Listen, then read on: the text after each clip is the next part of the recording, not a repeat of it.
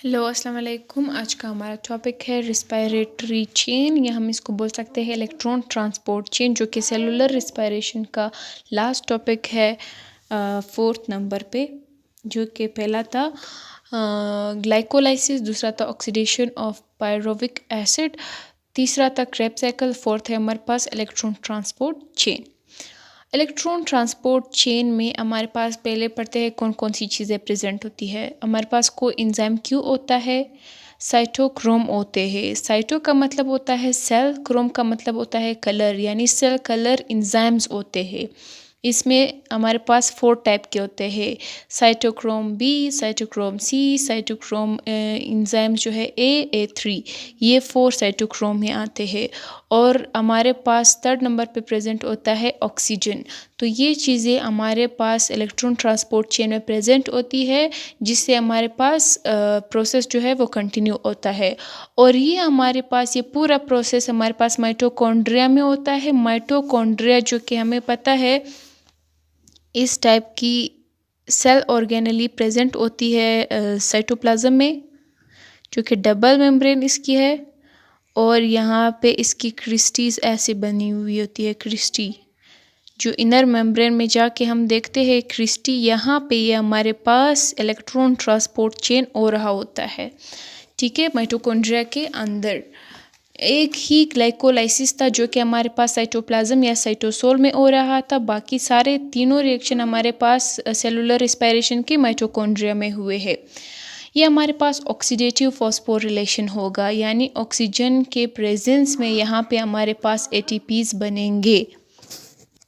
अब जब NAD जो क्रेब्स साइकिल से यानी क्रेब्स साइकिल से हम ले ले NADH जो वहाँ पे बन जाएगा, अब ये आएगा इलेक्ट्रॉन ट्रांसपोर्ट चेन में इंटर होगा।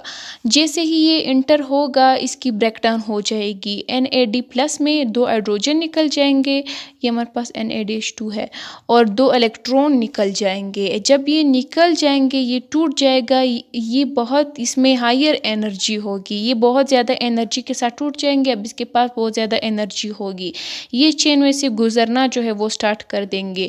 जैसे ही यहाँ पे कम्प्लेक्स 1 होगा, लेकिन कोर्स में नहीं इशू हुआ है, तो यहाँ पे एक कम्प्लेक्स 1 होता है। जैसे ही यहाँ से ये गुजरते हैं हम यहाँ पे यानी ADP और इनऑर्गेनिक फॉस्फेट यहाँ पे प्रेजेंट होता है। इसके पास जो एनर्जी होती है ये आके इन दोनों को मिला के ATP बना लेती है, और 2 इलेक्ट्रॉन और हाइड्रोजन जो है वो इसी तरह सीरीज में नीचे आ रहे होते हैं। एनर्जी ने सिर्फ ATP बना ली होती है। तो अब जब ये 2 इलेक्ट्रॉन और हाइड्रोजन जो है वो चेन में आ रहे होते हैं, अब ये क्या होता है, ये इलेक्ट्रॉन जो है वो हाई एनर्जी लेवल होता है इसका। ये हाई एनर्जी लेवल होता है, हाई एनर्जी से वो नीचे की तरफ जाते हैं, यानी लो एनर्जी लेवल की तरफ। जैसे ही लो एनर्जी लेवल की तरफ जाते हैं तो ये एनर्जी अपने साथ इमिट भी करते हैं जाने के साथ साथ। तो ये 2 इलेक्ट्रॉन और हाइड्रोजन जो है वो आ गए साइटोक्रोम तक, साइटोक्रोम में कोएंजाइम क्यू तक, कोएंजाइम क्यू तक आ गए। यहाँ से एनर्जी उसके पास है, हाई एनर्जी है। इस साइड को पहले ना देखिए, पहले इस साइड को देखिए। हाई एनर्जी वाले जो इलेक्ट्रॉन और हाइड्रोजन है NADH2 के, वो गुजर रहे हैं कोएंजाइम क्यू से, वो गुजर गए। उसी तरह एनर्जी और हाइड्रोजन ये सारे उसके साथ यानी प्रेजेंट है, गुजर रहे हैं। साइटोक्रोम बी पे आ गए, बी से जैसे गुजर गए तो ADP और इनऑर्गेनिक फॉस्फेट पड़ा है यहाँ से, फिर इन्होंने एनर्जी दे दी, ATP बना ली। फिर यहाँ से ये इलेक्ट्रॉन और हाइड्रोजन और थोड़ी एनर्जी जो रह गई है वो साइटोक्रोम C से गुजर गई, साइटोक्रोम A से गुजर गए, साइटोक्रोम A3 तक आ गए। A3 से जब ऑक्सीजन तक गुजरेंगे, यहाँ पे जो एनर्जी बची थी वो आके ADP में फॉस्फेट जो है वो ऐड कर लेगी, यहाँ पे ATP बन जाएगी। अब जब ATP बन जाएगी, ठीक है, और हमारे पास जो 2 हाइड्रोजन है, हाइड्रोजन रह गए थे, अब ये हाइड्रोजन जाके सीधा ऑक्सीजन के पास जाएंगे। वहाँ पे जब जाएंगे ऑक्सीजन के साथ मिलके H2O बना लेंगे।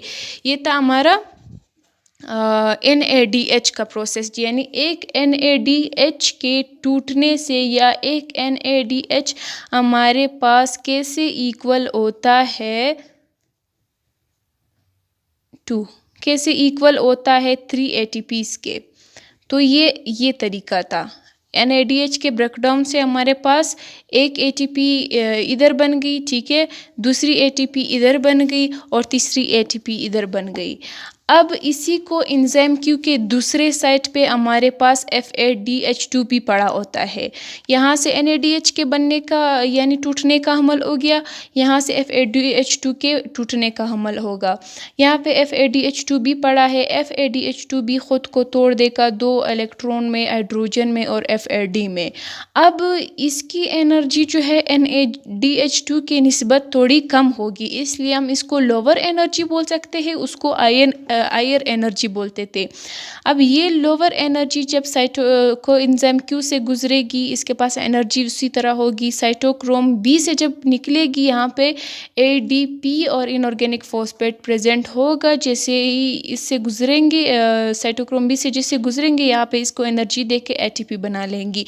ये FADH2 की पहली ATP हो गई। फिर यही इलेक्ट्रॉन और हाइड्रोजन जैसे साइटोक्रोम सी से गुजर गए, साइटोक्रोम A तक आए, साइटोक्रोम A से A3 तक जब जाएंगे, यहाँ पे फिर ADP और फॉस्फेट पड़ा होगा और ये हमारे पास ATP बना लेगी। जो NADH2 की लास्ट ATP थी वो A3 और O2 के बीच बन गई थी। जो FADH2 की ATP है वो A और A3 के बीच हमारे पास बन गई। तो इसलिए हम कहते हैं कि 1 FADH2 is equal to 2 ATP, ठीक है। तो ये हमारे पास था इलेक्ट्रॉन ट्रांसपोर्ट चेन। अब इस पूरे साइकिल में ये पूरा जो रिएक्शन हो रहा है, इसमें ऑक्सीडेशन और रिडक्शन रिएक्शन एक साथ हो रहे थे एट अ टाइम। कैसे हो रहे थे? मिसाल के तौर पर अगर हम स्टार्टिंग से ले, ये इलेक्ट्रॉन इसको दे रहा था, ठीक है, जो कम्प्लेक्स 1 मैंने बोला यहाँ पे प्रेजेंट होता है। अब कम्प्लेक्स 1 जो है कोएंजाइम क्यू को अपने इलेक्ट्रॉन दे रहा था, यानी ये रिड्यूस हो रहा था, वो ऑक्सीडाइज हो रहा था। तो ऑक्सीडेशन और रिडक्शन जो है वो एक साथ हो रहे थे। फिर कोएंजाइम क्यू ने इसको इलेक्ट्रॉन दिए, कोएंजाइम ने इसको इलेक्ट्रॉन दिए, ये रिड्यूस हो गया, ये ऑक्सीडाइज हो गया। फिर इसने इसको दिए, ये ऑक्सीडाइज हो गया, ये रिड्यूस हो गया। इसी तरह ऑक्सीडेशन और रिडक्शन का अमल जो है वो एक साथ होता आ रहा था इसमें। ये था हमारे पास इलेक्ट्रॉन ट्रांसपोर्ट चेन। इससे जाके हमारा लास्ट लेक्चर होगा इस चैप्टर का, जिसमें हम ATPs को काउंट करेंगे, NADPs को काउंट करेंगे और FADH2 को काउंट करेंगे कि कैसे हमारे पास बायो एनर्जेटिक्स में ये प्रोडक्ट हमें हासिल हुए और इसका मतलब क्या है। तो नेक्स्ट वीडियो में मिलते हैं नेक्स्ट टॉपिक के साथ। अब तक के लिए अल्लाह हाफ़िज़।